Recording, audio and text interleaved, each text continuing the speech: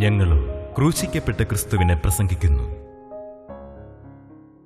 ത്രിയേക ദൈവത്തിന് സ്തുതി.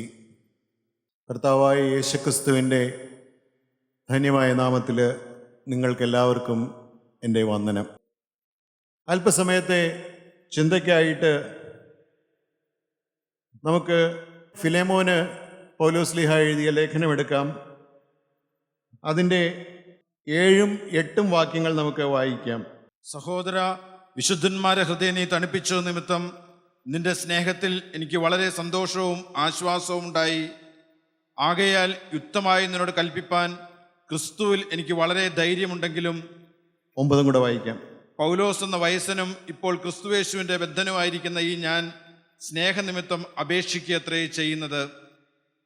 പൗലോസ്ലീഹ റോമൻ കാരാഗ്രഹത്തിൽ കിടന്നുകൊണ്ട് എഴുതുന്ന ഒരു എഴുത്താണ് ഫിലോമോന്റെ ലേഖനം. ആദ്യത്തെ കാരാഗ്രഹവാസത്തിൽ പൗലോസ്ലീഹ 4 ലേഖനങ്ങൾ എഴുതിയിരുന്നു, നമുക്കറിയാം. എഫേസർക്ക് എഴുതിയ ലേഖനം, ഫിലിപ്പർക്ക് എഴുതിയ ലേഖനം, കൊലോസിയർക്ക് എഴുതിയ ലേഖനം, ഫിലേമോന് എഴുതിയ ലേഖനം.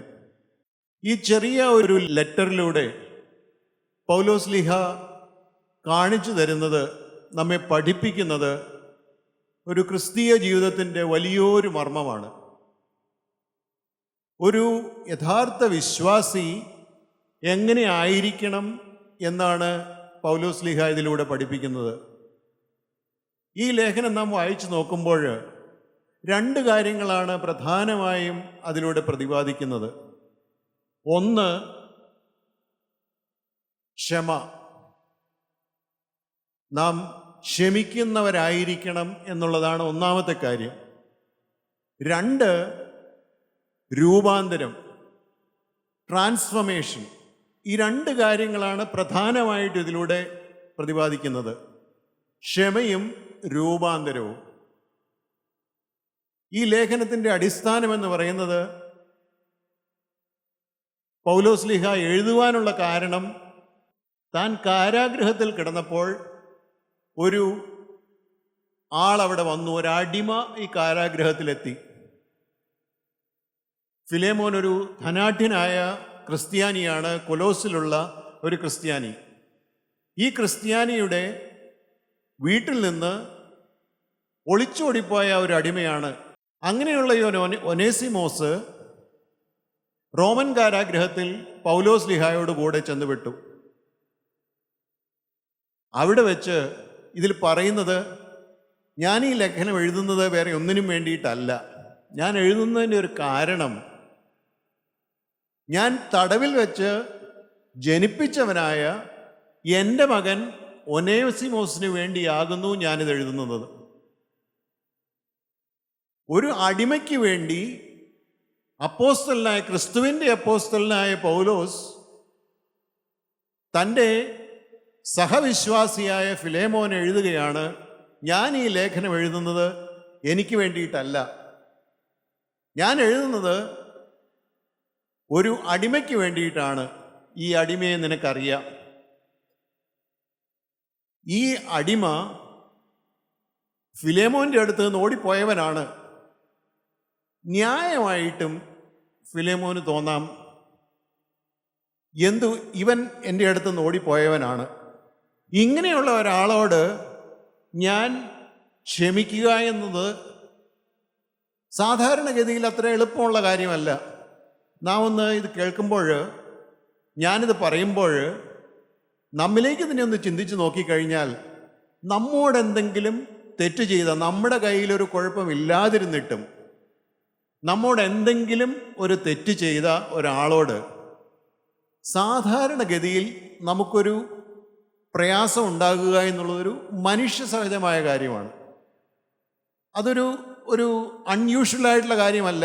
കാരണം ഞാനൊന്നും ചെയ്തിട്ടില്ല, പക്ഷേ എന്നോട് ഒരാൾ കുറ്റം ചെയ്തിരിക്കുന്നു, എന്നോട് ഒരാൾ തെറ്റ് ചെയ്തിരിക്കുന്നു. ആ തെറ്റ് ചെയ്ത ആളോട് മനസ്സിൽ കിടക്കും ഒരു പ്രയാസം. ഇപ്പോൾ നാം ഒന്ന് നമ്മുടെ ഹൃദയത്തിലേക്കൊന്ന് നോക്കുക. ഒരു നിമിഷം ചിന്തിച്ചു നോക്കുക.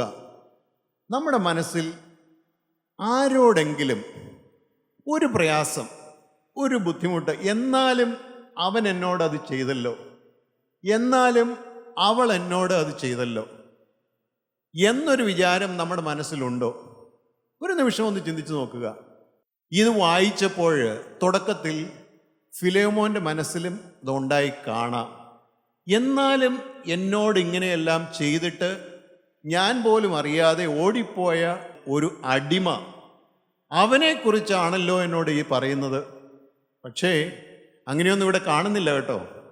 പൗലോസ്ലീഹ നാം വായിച്ചല്ലോ, സഹോദര, വിശുദ്ധന്മാരുടെ ഹൃദയം നീ തണുപ്പിച്ചത് നിമിത്തം നിന്റെ സ്നേഹത്തിൽ എനിക്ക് വളരെ സന്തോഷവും ആശ്വാസവും ഉണ്ടായി. ഈ വിശുദ്ധന്മാരുടെ ഹൃദയം തണുപ്പിക്കുന്ന ഒരു സ്വഭാവമുള്ളവനായിരുന്നു ഈ ഫിലെമോൻ. വിശുദ്ധന്മാരുടെ ഹൃദയം തണുപ്പിക്കുക. എങ്ങനെയാണ് ഈ വിശുദ്ധന്മാരുടെ ഹൃദയം തണുക്കുക? നാം നമ്മുടെ തന്നെ അനുഭവത്തിലേക്ക് നോക്കിക്കഴിഞ്ഞാൽ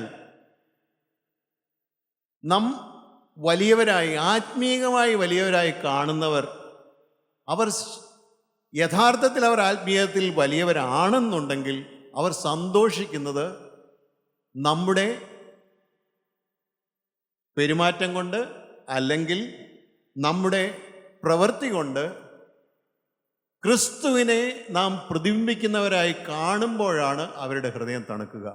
ഈ ഫിലേമോൻ്റെയും സ്വഭാവം അതായിരുന്നു, ക്രിസ്തുവിനെ പ്രതിബിംബിക്കുന്ന സ്വഭാവം. പൗലോസ്ലീഹ ഇത് എഴുതുമ്പോൾ ഈ ഒനേസിമോസിനോട് ക്ഷമിക്കുവാനായിട്ട് ഫിലേമോനോട് പറയുമ്പോൾ പൗലോസിൻ്റെ മനസ്സിൽ എന്തെല്ലാം വിചാരങ്ങൾ ഉണ്ടായിരുന്നിരിക്കാം? ഈ പൗലോസ്ലീഹ ആരായിരുന്നു? സ്തേഫാനോസിനെ കൊല്ലുവാനായിട്ട് യഹൂദന്മാർ കൂടി കല്ലെറിഞ്ഞപ്പോൾ അവരുടെ എല്ലാം വസ്ത്രം കാത്തുകൊണ്ട് ഇരുന്നവനായ ഒരു ചെറുപ്പക്കാരനായിരുന്നു ഈ പൗലോസ്ലീഹ, ശൗൽ. എന്നിട്ടോ നമുക്ക് വായിക്കുവാനായിട്ട് സാധിക്കും, അപ്പോസ്തല പ്രവൃത്തികൾ അതിൻ്റെ 9:4 നാം വായിച്ചാൽ നമുക്ക് മനസ്സിലാകുന്നു. 9:4 അപ്പോസ്തല പ്രവൃത്തികൾ 9:4. അവൻ നിലത്തു വീണു, ശൗലേ ശൗലേ, നീ എന്നെ ഉപദ്രവിക്കുന്നത് എന്ത് എന്ന് തന്നോട് പറയുന്ന ഒരു ശബ്ദം കേട്ടു. ശൗലേ ശൗലേ, നീ എന്നെ ഉപദ്രവിക്കുന്ന എന്ത്? കർത്താവായ യേശുക്രിസ്തു ശൗലിനോട് അന്ന് സംസാരിക്കുകയാണ്, നീ എന്നെ ഉപദ്രവിക്കുന്നത് എന്ത്? ക്രിസ്തുവിനെ ഉപദ്രവിക്കുന്ന ഒരു മനുഷ്യനായിരുന്നു ഈ ശൗൽ. ക്രിസ്തുവിനെ ഉപദ്രവിക്കുന്ന, യെരുശലേമിൽ നിന്ന് മഹാപുരോഹിതന്മാരുടെ അവരുടെ ഒത്താശയോടുകൂടി അവരുടെ അധികാരപത്രവും വാങ്ങി ഈ മാർഗത്തിലുള്ളവരെ നശിപ്പിക്കുവാനായിട്ടാണ് ദമസ്കോസിലേക്ക് പോകുന്നത്. അങ്ങനെയുള്ള പൗലോസാണ് ഈ ഫിലേമോൻ എഴുതുന്നത്, നീ ക്ഷമിക്കണം. അത് എഴുതിയപ്പോൾ പൗലോസ്ലീഹ ഓർത്തിരിക്കും, ഞാൻ ക്രിസ്തുവിനെ ഉപദ്രവിക്കുന്നവനായിരുന്നു. ക്രിസ്തുവിനെ ഉപദ്രവിച്ചവനായ എന്നെ കണ്ടവനായ ഒരു കർത്താവായ യേശുക്രിസ്തു, ആ അനന്യാസിൻ്റെ അടുത്തേക്ക് എന്നെ വിട്ടവനായ ഒരു യേശുക്രിസ്തു ഈ ഒനേസിമോസിനെയും അവൻ്റെ മകനാക്കിയല്ലോ. അതുകൊണ്ട് അത് ഈ ലോകത്തിന്, അന്ന് കൊലോസിലുള്ള വിശ്വാസികൾക്ക് കാണിച്ചു കൊടുക്കേണ്ടിയിരുന്നു. അവിടെ നിന്ന് ഓടിപ്പോയ ഒരു അടിമയെ തിരിച്ച് കൊണ്ടുവരിക എന്നുള്ളത് കൊലോസിലുള്ള ദൈവസഭയ്ക്ക് ഒരു അടയാളമായി കാണിക്കേണ്ടിയിരുന്നു. അതുകൊണ്ടാണ് പൗലോസ്ലീഹ ഇത് എഴുതുന്നത്. അങ്ങ് എഴുതിയിട്ട് എന്താണ് പറയുന്നത്? അവൻ മുമ്പേ നിനക്ക് പ്രയോജനമില്ലാത്തവനായിരുന്നു, എന്നാൽ ഇപ്പോൾ നിനക്ക് മാത്രമല്ല എനിക്കും നിനക്കും പ്രയോജനമുള്ളവനാണ് എന്നാണ് പറയുന്നത്. എന്നിട്ട് 16-ാമത്തെ വാക്യം ഇങ്ങനെയാണ് പറയുന്നത്, അവൻ ഇനി ദാസനല്ല, ദാസന് മീതെ പ്രിയ സഹോദരൻ തന്നെ. ഇതാണ് ഒരാൾ ക്ഷമിച്ചാൽ കിട്ടുന്ന പ്രതിഫലം. ഈ ഒനേസിമോസ് കാരാഗൃഹത്തിൽ ചെന്നപ്പോൾ പൗലോസ്ലീഹ അവനോട് സംസാരിച്ചു. പൗലോസ്ലീഹ സംസാരിച്ച് അവനെ ക്രിസ്തുവിൻ്റെ ഒരു അടിമയാക്കി തീർത്തു. ലോകപ്രകാരം ഫിലേമോൻ്റെ അടിമയായിരുന്ന ഒനേസിമോസിനെ ക്രിസ്തുവിൻ്റെ ഒരു അടിമയാക്കി പൗലോസ്ലീഹ തീർത്തു. എന്നിട്ട് ക്രിസ്തുവിൽ അവനെ ജനിപ്പിച്ചു. ഞാൻ തടവിൽ വെച്ച് ജനിപ്പിച്ചവനായ എൻ്റെ മകനായ ഒനേസിമോസിനെ കുറിച്ചാണ് ഞാൻ നിങ്ങൾക്ക് എഴുതുന്നത്.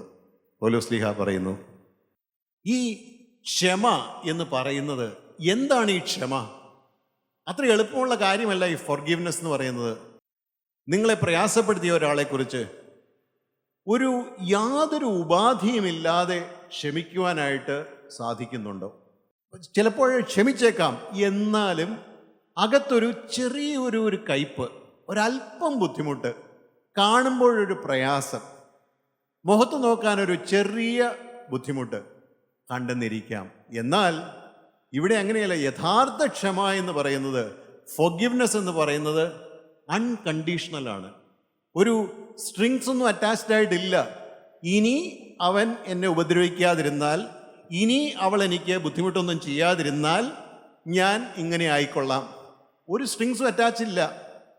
അവിടെയുള്ളത് അൺകണ്ടീഷണലാണ്. ഇതാണ് യോഹന്നാൻ്റെ സുവിശേഷത്തിലും പറയുന്നത്. ഞാൻ നിങ്ങളെ സ്നേഹിക്കുന്നത് പോലെ നിങ്ങളും തമ്മിൽ തമ്മിൽ സ്നേഹിപ്പീൻ. ഞാൻ നിങ്ങളെ സ്നേഹിച്ചു. കർത്താവായ യേശുക്രിസ്തു നമ്മളെ എത്രത്തോളം സ്നേഹിച്ചു. ക്രൂശിക്കപ്പെട്ടപ്പോൾ 2 കള്ളന്മാരുണ്ടായിരുന്നു, ഒരാൾ ഇടത്തും ഒരാൾ വലത്തും. രണ്ടുപേരും പഴിച്ചു. എന്നാൽ കർത്താവായ യേശുക്രിസ്തുവിനെ കണ്ടു.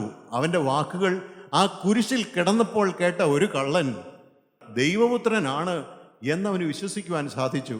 ആ വിശ്വാസത്തോടു കൂടി അവൻ പറയുകയാണ്, നീ രാജ്യത്വം പ്രാപിച്ചു വരുമ്പോൾ എന്നെയും കൂടെ ഓർത്തു കൊള്ളണമേ. അപ്പോഴവന് കിട്ടി സമാധാനം, അപ്പോഴവന് കിട്ടി അവൻ രക്ഷ, നിത്യരക്ഷ, നിത്യപർദീസ അവന് അപ്പോൾ കിട്ടി. കർത്താവായ യേശുക്രിസ്തു അവനത് കൊടുത്തു. ഈ ഒനേസിമോസിനും കിട്ടിയത് അതാണ്. ആ കള്ളനുണ്ടായ രൂപാന്തരം ഈ ഒനേസിമോസിനും ഉണ്ടായി. ആ ഉണ്ടായപ്പോൾ അതിൻ്റെ രൂപാന്തരം ഉണ്ടായത് മറ്റുള്ളവർക്ക് കാണിച്ചു കൊടുത്തത് ആരാണ്? ഫിലേമോൻ. ഫിലേമോൻ അവനെ കൈക്കൊള്ളുകയാണ്. പൗലോസ്ലീഹ പറഞ്ഞപ്പോൾ ഫിലേമോൻ അവനെ കൈക്കൊണ്ടു. ഫിലേമോൻ അവനെ കൈക്കൊണ്ടത് അടിമയായിട്ടല്ല, മറിച്ച് തൻ്റെ ഒരു സഹോദരനായിട്ട്. അതാണ് ട്രാൻസ്ഫോർമേഷൻ. യഥാർത്ഥ ക്ഷമ വരുമ്പോൾ ട്രാൻസ്ഫോർമേഷൻ വന്നിരിക്കും. അടിമയിൽ നിന്ന് സഹോദരൻ എന്നുള്ള, സഹഭടൻ എന്നുള്ള ഒരു ട്രാൻസ്ഫോർമേഷൻ, അതാണ് രൂപാന്തരം. ഈ രൂപാന്തരം വരണമെങ്കിൽ നമുക്ക് ഈ ക്ഷമ കൂടിയേ തീരൂ. മത്തായിയുടെ സുവിശേഷം 6-ാം അധ്യായം 14-15 വാക്യങ്ങൾ നമുക്കൊന്ന് വായിക്കാം. മത്തായിയുടെ സുവിശേഷം 6-ാം അധ്യായം 14-15 വാക്യങ്ങൾ. നിങ്ങൾ മനുഷ്യരോട് അവരുടെ പിഴകളെ ക്ഷമിച്ചാൽ സ്വർഗസ്ഥനായ നിങ്ങളുടെ പിതാവ് നിങ്ങളോടും ക്ഷമിക്കും. സ്വർഗസ്ഥനായ പിതാവ് നമ്മോട് നമ്മുടെ പിഴകളെ ക്ഷമിക്കണമെന്നുണ്ടെങ്കിൽ നിങ്ങൾ മനുഷ്യരോട് അവരുടെ പിഴകളെ ക്ഷമിക്കണം. അവിടെ അത് കണ്ടീഷണലാണ്. നാം ഒന്നും ആരോടും ക്ഷമിക്കാതെ കർത്താവിൻ്റെ അടുത്ത് പോയി, കർത്താവേ എനിക്ക് ക്ഷമ തരണമേ എന്ന് പറഞ്ഞാൽ, നമ്മുടെ ഉള്ളിൽ കിടക്കുന്ന ചരക്ക് മാറ്റാതെ നമുക്ക് രക്ഷ കിട്ടണമെന്ന് പറഞ്ഞാൽ കിട്ടുകയില്ല. നിങ്ങൾ മനുഷ്യരോട് അവരുടെ പിഴകളെ ക്ഷമിച്ചാൽ സ്വർഗസ്ഥനായ നിങ്ങളുടെ പിതാവ് നിങ്ങളോടും ക്ഷമിക്കും. അതാണ് അവിടെ പറയുന്നത്. ഇതൊരു കണ്ടീഷനാണ്. അപ്പോൾ ഈ ക്ഷമ എന്നുള്ളത്, അല്ലെങ്കിൽ ഫൊർഗിവ്നെസ് എന്നുള്ളത്, ക്രിസ്തു തന്നെ നമ്മളോട് ഡയറക്റ്റ് ആയിട്ടുള്ള പറഞ്ഞിട്ടുള്ള കാര്യമാണ്. ആ പറഞ്ഞത് മാത്രമേ പൗലോസ്ലീഹ ഇവിടെ പറയുന്നുള്ളൂ. പൗലോസ്ലീഹ തിമോത്തിയോസിന് എഴുതിയ ലേഖനത്തിൽ നാം വായിക്കുന്നുണ്ട്, എനിക്ക് ശക്തി നൽകിയ ക്രിസ്തുയേശു എന്ന നമ്മുടെ കർത്താവ് എന്നെ വിശ്വസ്തനെന്നെണ്ണി ശുശ്രൂഷയ്ക്ക് ആക്കിയത് കൊണ്ട് ഞാൻ അവനെ സ്തുതിക്കുന്നു. മുമ്പേ ഞാൻ ദൂഷകനും ഉപദ്രവിയും നിഷ്ഠൂരനുമായിരുന്നു, എന്നാൽ അവിശ്വാസത്തിൽ അറിയാതെ ചെയ്തതാകൊണ്ട് എനിക്ക് കരുണ ലഭിച്ചു. ഞാൻ പാപികളിൽ ഏറ്റവും ഒന്നാമനെന്നാണ് അവിടെ പറയുന്നത്.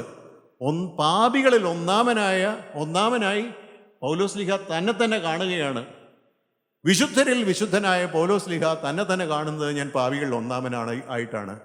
അങ്ങനെയുള്ള ഒരു അവസ്ഥയിലേക്ക് നാം പോകണമെന്നുണ്ടെങ്കിൽ നമുക്ക് വേണ്ടിയത് ഈ ഫൊർഗിവ്നെസ്. നമ്മോട് പിഴകളെ ചെയ്തവരോട് നാം ക്ഷമിക്കണം. അപ്പോഴാണ് ഈ ക്ഷമ നമുക്കും കിട്ടുവാനായിട്ട് സാധിക്കുന്നത്. കർത്താവായ യേശുക്രിസ്തു പറയുന്നു, എൻ്റെ രക്തത്താൽ നിങ്ങൾ കഴുകൽ പ്രാപിച്ചാൽ നിങ്ങൾക്ക് രക്ഷയുണ്ടാകും. രക്തത്താലുള്ള രക്ഷ, ക്രൂശിലെ രക്തത്താലുള്ള രക്ഷ, അതാണ് ഈ ഫിലേമോൻ കൊലോസിയയിലുള്ള വിശ്വാസികൾക്ക് തെളിയിച്ചു കൊടുത്തത്. യാക്കോബിൻ്റെ ലേഖനത്തിൽ നാം വായിക്കുന്നുണ്ട്, വിശ്വാസം നമുക്ക് അത്യാവശ്യമാണ്. വിശ്വാസം മാത്രം പോരാ, വിശ്വാസത്തോടു കൂടി പ്രവൃത്തി കൂടെ വേണം. പ്രവൃത്തി ഇല്ലാത്ത വിശ്വാസം വ്യർത്ഥമാണെന്നാണ് യാക്കോബ് ശ്ലീഹ പഠിപ്പിക്കുന്നത്. പ്രവൃത്തി കൂടെ വേണം. മനസ്സിൽ ഞാനെല്ലാം ക്ഷമിച്ചിട്ടുണ്ടെന്ന് പറഞ്ഞാൽ പോരാ, തിരിച്ച് ഇങ്ങോട്ട് വിളിക്കണം. വിളിച്ചിട്ട് പറയണം, നീ ഇനി അടിമയായിട്ടല്ല എൻ്റെ കൂടെ ഇരിക്കേണ്ടത്, നീ എൻ്റെ സഹോദരനായിട്ട് എൻ്റെ കൂടെ ഇരിക്കണം. അതൊരു പൊസിഷനിലേക്ക്, ആ ഒരു ലെവലിലേക്ക് നാം എത്തിയാൽ നമ്മുടെ ജീവിതം ധന്യമാകും. അത്ര എളുപ്പമുള്ള കാര്യമല്ല. പക്ഷേ മനുഷ്യരാൽ അസാധ്യം, ദൈവത്താൽ സകലവും സാധ്യം. മനുഷ്യരാൽ അസാധ്യമായ കാര്യമാണ്, അത്ര എളുപ്പമല്ല. പക്ഷേ ദൈവത്താൽ സകലവും സാധ്യം. നമുക്ക് പറ്റാത്ത കാര്യങ്ങൾ സാധിച്ചു തരാൻ, നല്ല കാര്യങ്ങൾ സാധിച്ചു തരാൻ ഒരൊറ്റ വഴിയേ ഉള്ളൂ. കർത്താവായ യേശുക്രിസ്തുവിൻ്റെ പാദത്തിൽ നാം ഇരിക്കുക, ഇരുന്നിട്ട് അവനോട് പറയുക, എനിക്ക് ഇന്ന കാര്യം നടത്തി കിട്ടണം, ഞാൻ ഇന്ന കാര്യത്തിന് വേണ്ടി ആഗ്രഹിക്കുന്നു. എന്തെല്ലാം പ്രയാസങ്ങൾ നമുക്കുണ്ടായിരിക്കാം, എന്തെല്ലാം ബുദ്ധിമുട്ടുകൾ നമുക്കുണ്ടായിരിക്കാം. ഈ ബുദ്ധിമുട്ടുകളുടെയും പ്രയാസങ്ങളുടെയും മധ്യത്തിൽ കർത്താവായ യേശുക്രിസ്തുവിൻ്റെ പാദത്തിലിരുന്ന് ആശ്വാസവും അനുഗ്രഹവും പ്രാപിക്കുക എന്നുള്ളത് നമ്മുടെ ഓരോരുത്തരുടെയും ഒരു ത്വരയായിരിക്കണം. നമ്മുടെ ഒരു ആഗ്രഹമല്ലത്, നമ്മുടെ ഒരു വലിയൊരു വാഞ്ചയല്ലത്. അതിനുവേണ്ടി നാം പ്രവർത്തിക്കണം. വിശ്വാസം മാത്രം പോരാ, പ്രവൃത്തി കൂടി വേണം. ഫിലേമോൻ ചെയ്തതും അതാണ്. ഈ ഫോർഗിവ്നെസ് റെസ്റ്റോറേഷൻ ഉണ്ടാക്കുമെന്ന് പറഞ്ഞല്ലോ. ആ റെസ്റ്റോറേഷൻ മാത്രമല്ല, അത് ഒരു ഡീപ്പർ റിലേഷൻഷിപ്പ് തന്നെയാണ് മെയിൻറ്റെയിൻ ചെയ്യുന്നത്, അല്ലെങ്കിൽ ഉണ്ടാക്കുന്നത്, ക്രിയേറ്റ് ചെയ്യുന്നത്. Deeper relationship. ഒരാളുടെ അടിമയോട് അല്ലെങ്കിൽ ഒരു വർക്കറോടുള്ള ഒരു റിലേഷൻഷിപ്പാണോ സ്വന്തം സഹോദരനോടുള്ള റിലേഷൻഷിപ്പ്? Totally different. സ്വന്തം സഹോദരൻ, രക്തത്തിന് രക്തവും മാംസത്തിന് മാംസവും. ക്രിസ്തു നമ്മെ ഓരോരുത്തരെയും കണ്ടിരിക്കുന്നത് ആ രീതിയിലാണ്, സഹോദരന്മാരും സഹോദരികളും. അങ്ങനെയാണ് ക്രിസ്തു നമ്മെക്കുറിച്ച് കണ്ടിരിക്കുന്നതും വിഭാവനം ചെയ്യുന്നതും. തിരിഞ്ഞു നോക്കേണ്ടത്, ഞാനും നിങ്ങളും തിരിഞ്ഞു നോക്കേണ്ടത്, ഞാൻ ആ ലെവലിലേക്ക് എത്തിയിട്ടുണ്ടോ എന്നുള്ളത് മാത്രമാണ്. ഇപ്പോഴും നമ്മുടെ മനസ്സിൽ എന്തെങ്കിലും കയ്പും ദേഷ്യവും എല്ലാം കിടപ്പുണ്ടോ? ഉണ്ടെങ്കിൽ അത് നാം മാറ്റിക്കളഞ്ഞേ പറ്റുകയുള്ളൂ. ഈ ക്ഷമ എന്ന് പറയുന്നത് ഒരു വൺ ടൈം പ്രോസസ്സാണോ ഇത്? ഇപ്പോൾ നമ്മോട് ഒരാൾ ഒരു കുറ്റം ചെയ്തു, അല്ലെങ്കിൽ കുറ്റം ചെയ്ത ഒരാൾ ഇരിപ്പുണ്ട്. ഒരു വൺ ടൈം ആയിട്ടുള്ള ഒരു പ്രോസസ്സാണോ ഇത്? It's A continuous process. ഇന്ന് നാം ഒരാളോട് ക്ഷമിച്ചിരിക്കാം, എന്നാൽ വേറെ ഒരാളോട് അല്ലെങ്കിൽ ആ ആളോട് തന്നെ വീണ്ടും ക്ഷമിക്കേണ്ടി വന്നേക്കാം. ലൂക്കോസിൻ്റെ സുവിശേഷം 17-ാം അധ്യായം 3-4 വാക്യങ്ങൾ നമുക്ക് വായിക്കാം.